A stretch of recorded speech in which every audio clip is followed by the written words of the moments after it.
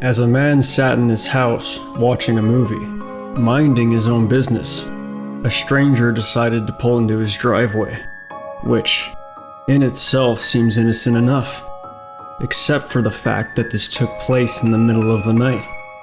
This one action changed this man's life forever. Before we get into that story, here I tell horror stories every 2 weeks. Today's story is brought to you by... If you enjoy this type of content, like the video and subscribe. Now, let's see why this one stranger could have such an impact on this man's life.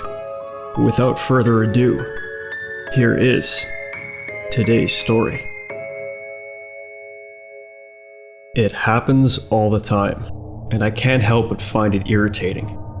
I live on the outskirts of town, less than a mile from a busy highway, and people pull into my driveway at all hours of the day. It always makes me nervous, wondering if someone is dropping by unannounced, only to see them sit at the end for a moment before reversing out and driving away. It's most unsettling at night, seeing the headlights cut through the trees in my front yard while they sit there. It makes me wonder if someone's scoping my house out, like they're thinking of robbing me. I park my car in the garage, so it always looks like I'm not home.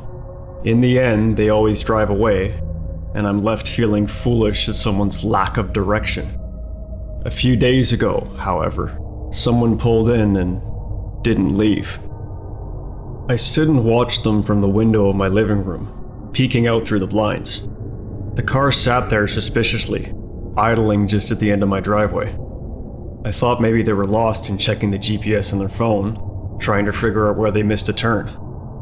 I try not to be a total jerk about it, and give them time to figure out where they're going before jumping to conclusions.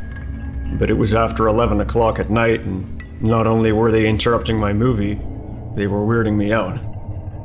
When the car stayed there for 5 minutes, I started to get worried. I raised the blinds and started waving, to see if I could get some kind of reaction. The car continued to idle there, the faint trail of exhaust rising in the chilly night. Nobody turned on the dome light. Nobody got out. Nothing. I just stood there watching, wondering if I should go out there or call the police. Dialing 911 seemed a little ridiculous without even going out and seeing first, so I did something I really didn't want to. I went to see why they were sitting there. I put on my shoes and pulled on a jacket. I brought my phone for lighter in case I needed to help them call a tow truck or something. I thought the best case scenario was maybe they got a flat tire and their phone had died and they were too nervous to knock on the door. Like I said, it was after 11 and knocking on someone's door at that hour could be just as shady as watching them sit at the end of my driveway. Against my better judgment, I stepped outside. I could hear the engine running in the distance, along with a chorus of crickets chirping in the night. It took me a few seconds to get the courage to walk out there. The driveway is pretty long and it's really dark. Everything feels scarier in the middle of the night, especially with no neighbors close by. I swallowed hard and started walking, keeping my eyes on the car as I walked over. I turned on the flashlight function on my phone and tried to keep a steady pace on the way. Gravel crunched under my feet and my palms started to sweat. Maybe they were drunk and fell asleep. Maybe it was a couple of young kids lost on a late night out. When I got about 20 feet away, I got a sick feeling in my stomach. Something felt off, especially when I could see the driver behind the wheel. They were just looking at me, like they were frozen. I could only faintly make out their eyes, a pale visage within the darkness of the front seat. "Hello?" I asked aloud, trying not to sound as nervous as I was.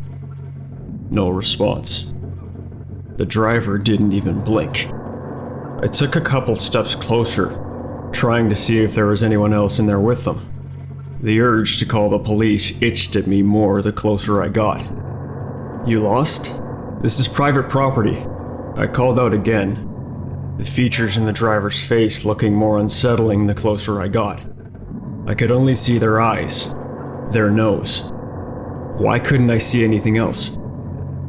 Why weren't they moving? The headlights were blinding, making it hard to see. I kept pushing forward, holding up a hand to try and block so I could see. I had no choice but to get closer and try to get around to the driver's side to get a better look. More crunching footsteps and their car getting louder. The driver didn't move a muscle, didn't motion to me or anything. I realized I was holding my breath, the anxiety welling within me as I approached.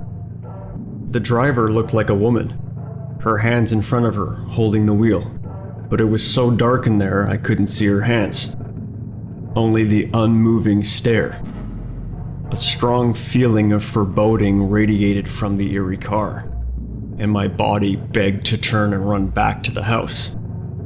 Something was wrong. Very, very wrong. I walked around the front of the vehicle to the driver's side and held up my flashlight to see them. They didn't turn to look at me. They didn't do anything. My eyes slowly calibrated what was in front of me, and when it finally pieced together, I wanted to scream. The woman was dead. Her lifeless eyes frozen on my house, unable to look away.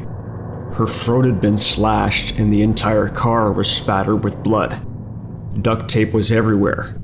A single wrap across her forehead to hold her in place. A strip over her mouth so she couldn't speak.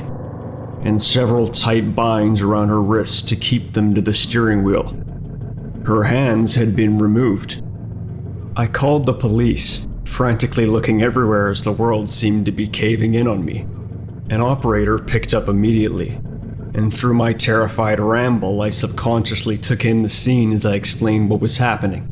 There was nobody in the back seat, and no signs of anyone leaving. I started to panic more, looking in the trees, and back towards the house, expecting to see someone watching, but there was nobody else. Nobody except me and the butchered woman. The operator instructed me to go back inside and lock the doors until help arrived. I sprinted back to the front door, the sounds of my own footsteps haunting me as I made my way back to the porch. Once inside, I slammed the door and locked it, flinching at every sound as the voice on the other line tried to keep me quiet. My heart raced so hard in my chest I thought I would have a heart attack. The police arrived in less than 2 minutes. One car at first, with an officer getting out of the vehicle, gun drawn. Then another. Then 2 more.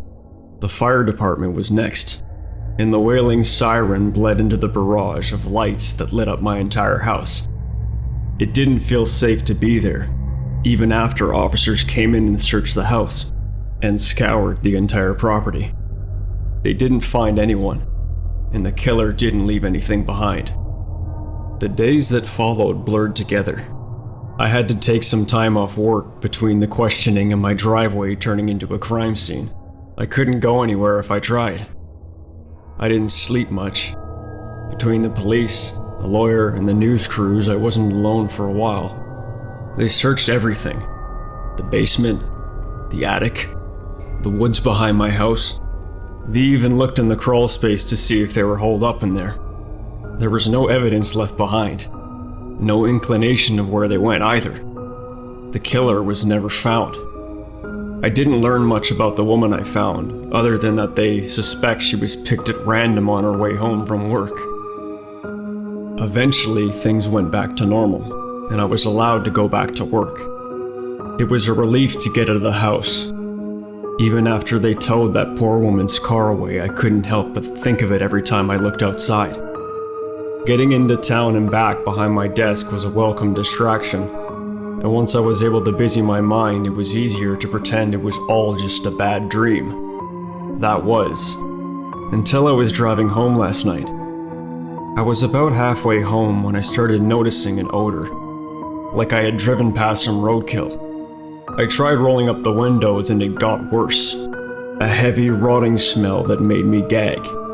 I realized it was something inside the car. When I pulled over to find out, I looked under the seats and in the trunk, thinking maybe I had left out some raw meat from the last time I went shopping. I didn't find anything, and I found myself scratching my head at a loss. Until I looked at the glove box and saw it was leaking. When I hit the button and opened it, The scent exploded into the cab, along with a cloud of buzzing flies. Stuffed inside the glove box was the pair of woman's hands, decomposed and swelling against the duct tape that wrapped around them.